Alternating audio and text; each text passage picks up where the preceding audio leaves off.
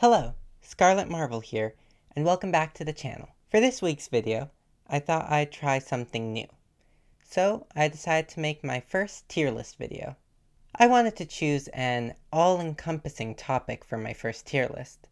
So I'll be ranking every Marvel superhero team.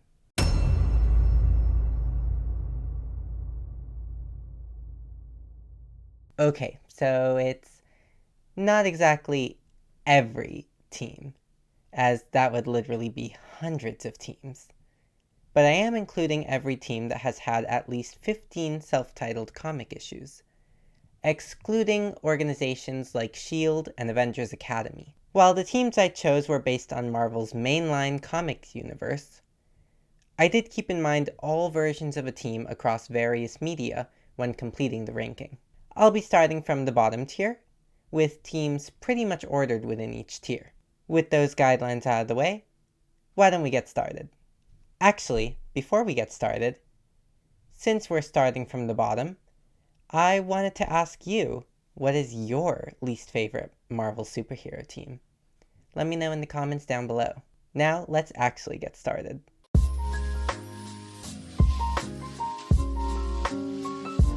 Starting with the F tier, we've got 4 teams that I have very little experience with and no strong desire to learn more about.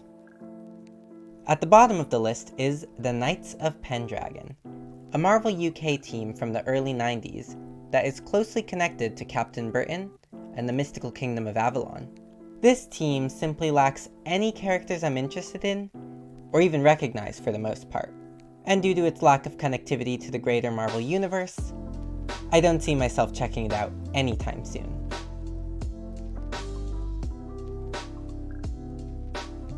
Next up is the Clandestine, another team from the 90s that recently made its live-action debut in Ms. Marvel. This team also lacks any familiar characters, and while a superhero team of Jinn sounds interesting in concept, they ended up being my least favorite part of the Ms. Marvel show, leaving me with little interest in exploring their comic counterparts.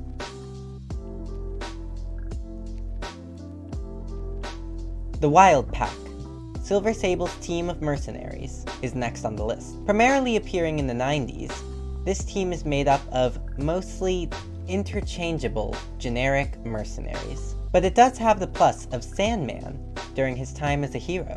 Unfortunately, Sandman alone isn't able to save this team from its low placement on the list, due to its overall uninteresting roster.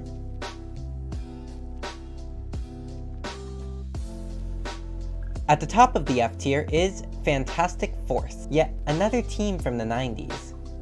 I'm sensing a pattern here. This Fantastic Four spin-off followed the 90s trend of teams with the word Force in the title.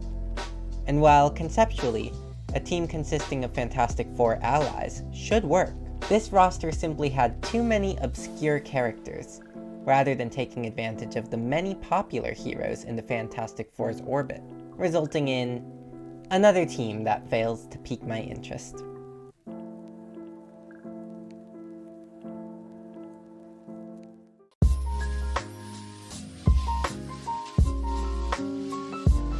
Moving up a tier, we've got the E tier, with teams that I'm still not very familiar with, but that have some specific aspects that intrigue me.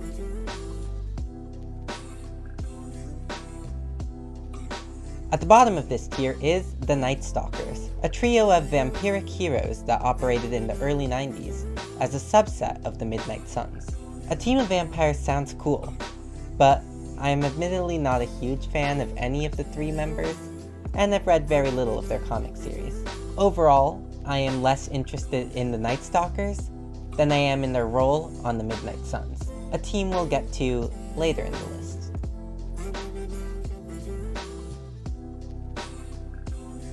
Next is the X-Statix, a team of young mutants attempting to become media superstars, whose comic is a satirical take on the traditional superhero team. This is one of the teams on the list I am least familiar with, thus accounting for its low placement.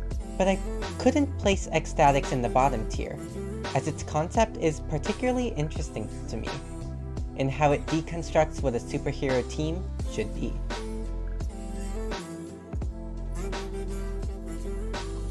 Let's move up another spot and talk about the Mercs for Money, Deadpool's team of superhero mercenaries that had its comic run in the mid-2010s. Perfectly lining up with the time period where I began reading comics in a larger capacity. Because of this, I did read some of this team's comic run, creating a little bit of an attachment, despite the fact that I don't usually enjoy most of these characters, with the notable exceptions of Domino and Hitmonkey. So, this team escapes the bottom tier, but does remain relatively low.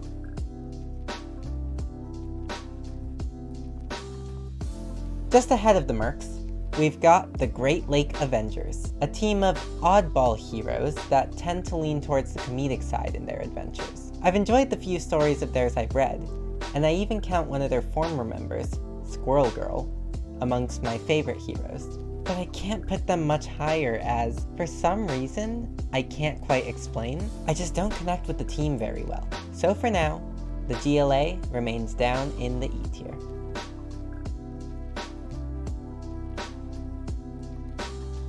Up another spot is the Micronauts, a team of heroes from the Microverse, a location known as the Quantum Realm in the MCU, that operated during the 1980s. This team is made up almost entirely of characters I'm unfamiliar with, that pretty much have no future with Marvel due to rights issues.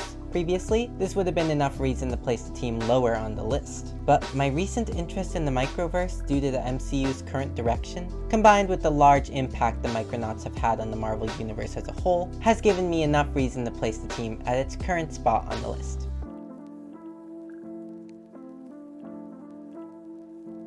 Next is the Hellions, which is the name of various mutant teams, mostly villainous in nature. For this list, I'm focusing on the heroic team of former villains, seeking redemption that was part of X-Men's Krakoan era. I quite enjoy the concept of this team, as a big fan of redemption, but I'm not too familiar with most of the roster, and I've yet to read any issues other than those that were part of crossover events, so it just wouldn't feel right to place the team any higher than this spot.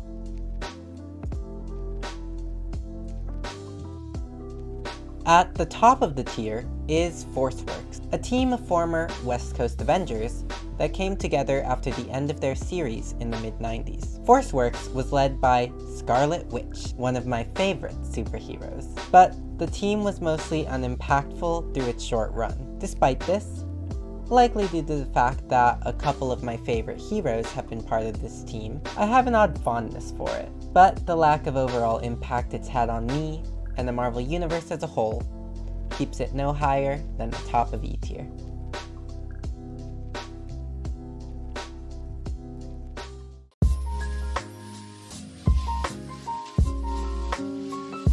Following that, we've got the D tier. I'm more familiar with the teams here, and while they are definitely of interest to me, they're not a high priority as teams I want to learn more about.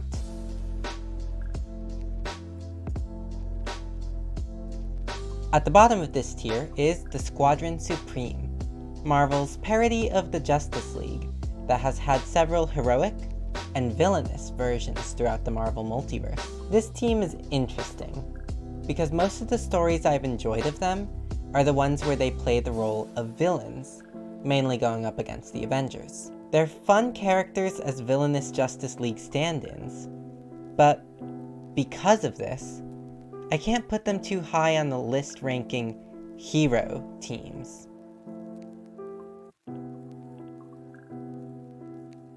Next up is the New Warriors, a team of young heroes who were mainly active as a prominent team during the 90s. I'm usually a fan of young hero teams, but I have very little experience with the New Warriors, mainly remembering them for their tragic role in kickstarting the Civil War event. I only recently began learning more about the team, and while I'm a fan of several members, and I'm interested in the team as a whole, I just don't know enough about them yet to put them higher on the list.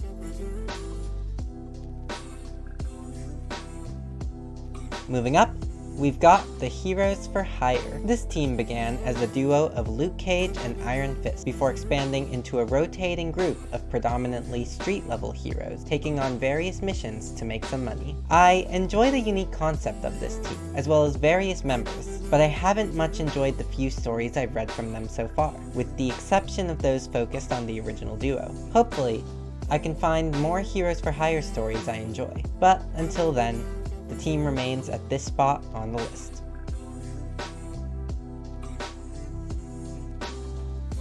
Next on the list is the Marvel Knights, a team of Marvel's most well-known street-level heroes, brought together by Daredevil to hunt down the Punisher. I have yet to read any of this team's comics, so it mainly takes this spot due to its particularly intriguing team roster and a promising story premise. Perhaps, once I actually get the chance to read their comic, the team will be able to move up higher on the list.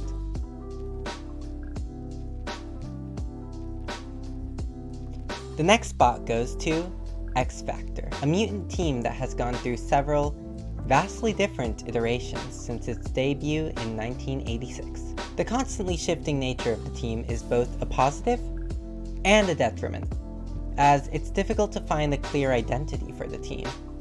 But it is able to stay fresh and new each time it transforms. I've only read a few stories from the original and most recent versions of the team, both of which I've enjoyed, but not knowing much about the team as a whole, it lands in the middle of D tier.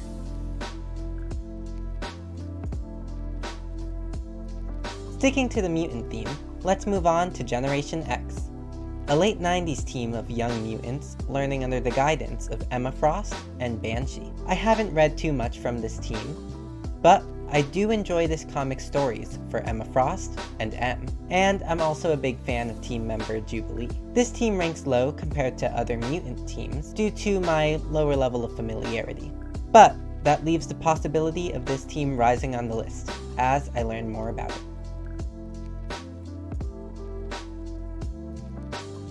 Next up is the Savage Avengers, a fairly recent Avengers spin-off made up of what could be considered edgy characters. The team mainly revolves around Conan the Barbarian, and is particularly interesting as it unites many well-known characters who are rarely seen on superhero teams. I haven't read too much of this team's comic, as has been the trend with this tier, but what I have read, combined with an interesting roster, give enough reason to place it near the top of D tier.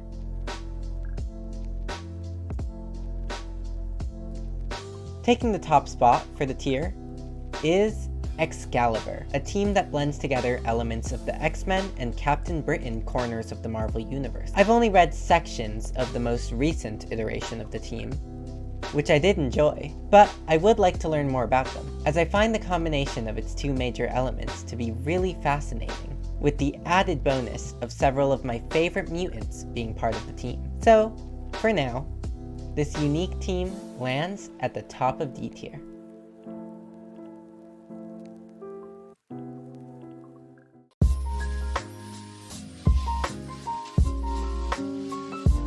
Next up is the C tier, where we've reached the teams that I have a more immediate interest in learning more about, as I've quite enjoyed the relatively few stories I've read from each team here.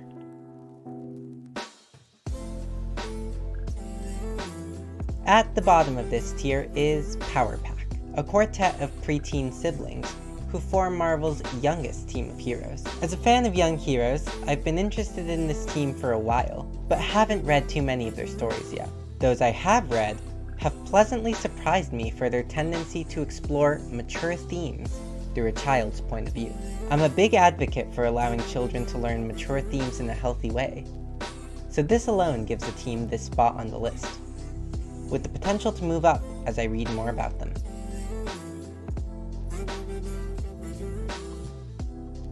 Next is Alpha Flight, Canada's signature superhero team. This team is interesting because I've read very few of their self-titled comics, but have read several of their appearances as supporting characters in other heroes' comics. I really enjoy what I've read of them, and quite like the idea of a non-American superhero team, since comics tend to be very US-centric.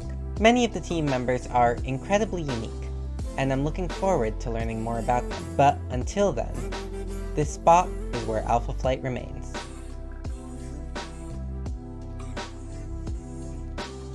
Moving up again, we've got the Howling Commandos. There have been two major versions of this team. First was Nick Fury's team of World War II heroes, and second was S.H.I.E.L.D's team of supernatural heroes. Both these versions have surprised me with how much I enjoy them, despite being rather unfamiliar with most of their members. Additionally, the teams together brilliantly reflect Nick Fury's journey in the Marvel Universe, demonstrating his transition from realistic to fantastical heroics. Despite the positives, my lack of true connection to the Howling Commandos land them in C tier.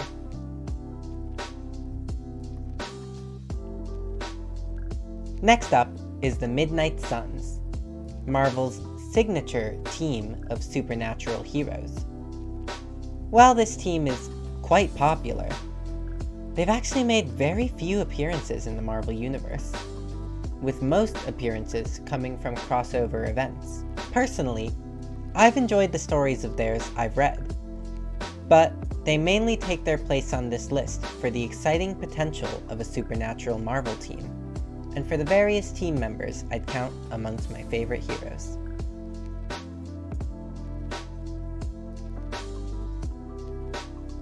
Up another spot is the Infinity Watch, the name of several teams each assembled to guard the 6 Infinity Stones. The first version of the team has the most appearances, and is interesting for resembling a prototype Guardians of the Galaxy roster, a team we'll see much later on in this list. The second and third versions of the team have members from across the Marvel Universe, and are interesting for their role in the Infinity Wars event. While these teams are enjoyable and the concept offers a lot of story potential, they have been a relatively small part of the Marvel Universe, resulting in their C tier placement.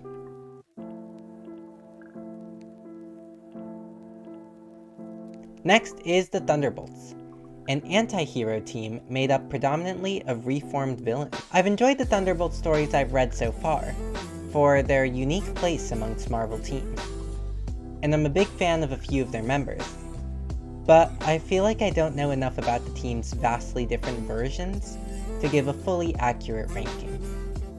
I do plan on reading more about them with their movie adaptation coming soon, but until then, they take this spot due in large part to the potential I think they have.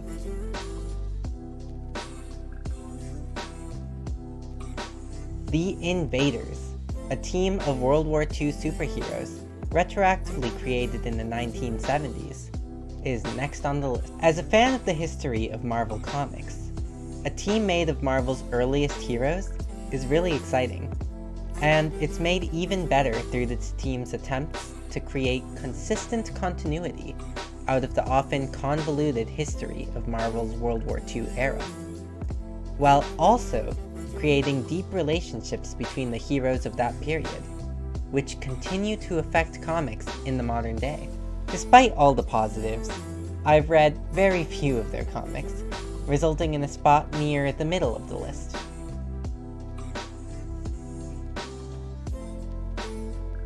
Lastly, we have the West Coast Avengers, the first Avengers spin-off team that was active during the 80s and 90s, in addition to a short revival in the 2010s. Perhaps because of the abundance of team members that I count amongst my favorite heroes, or because I enjoy when Marvel explores the world past New York, I find this team really intriguing. I've quite enjoyed the comics I've read from them, especially for their focus on developing the stories of lesser-known Avengers, and I'm eager to read even more of their comics, resulting in this team's spot at the top of C tier.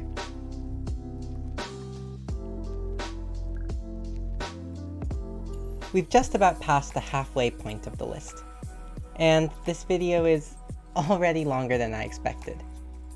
So, I'm going to pause here and turn this into my first two-part video.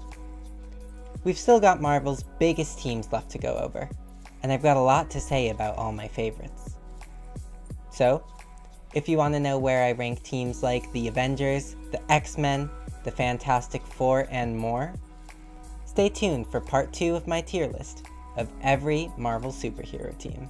And in the meantime, feel free to check out any of the other wonderful videos up on this channel. I'm sure you'll find something you enjoy. And well, thanks for joining me. See you next time. Bye!